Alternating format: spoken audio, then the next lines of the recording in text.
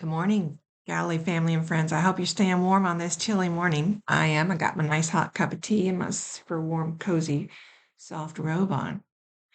Well, I am working diligently on memorizing James chapter 2, and I'm really close. In fact, I wanted to try it this morning and I just get hung up on two spots. So maybe I'll try again in a few minutes and send it to you.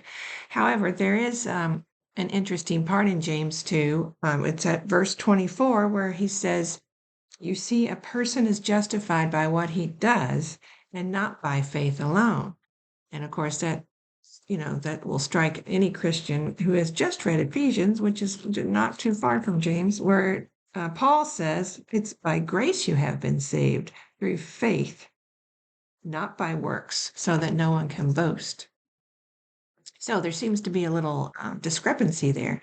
So I did a little digging and praying, and um, there's a couple of different ideas about how to justify these two thoughts. And my favorite one, so that's the one I'm going with, is Paul is speaking of new faith. When someone first comes into faith, um, they're saved, period. That's it. It's just by grace, grace alone.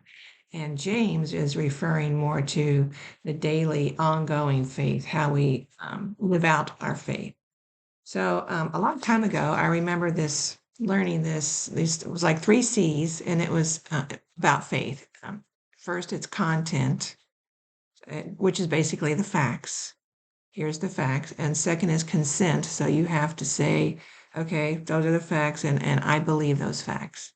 Okay, so you're not at saving faith point yet, because even Satan and his demons believe that.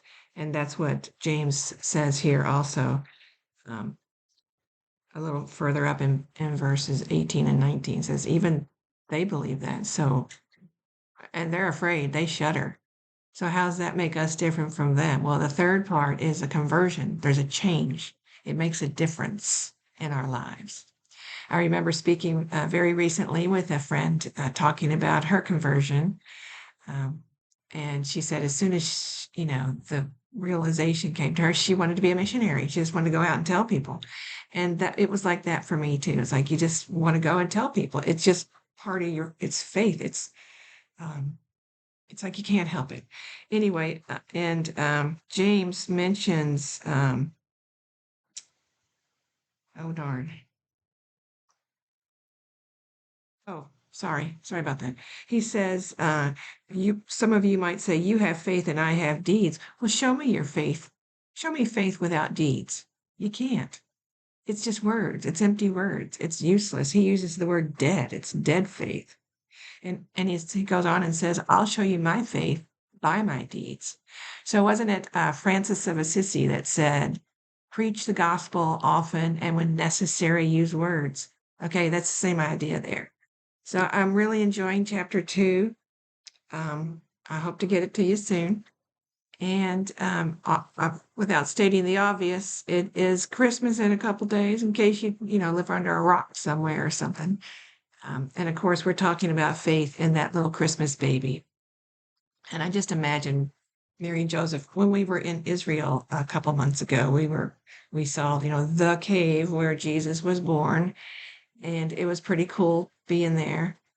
Um, you just sort of try to imagine what Mary and Joseph felt and thought, and this precious little baby was the guy. This is the Messiah. He's the one.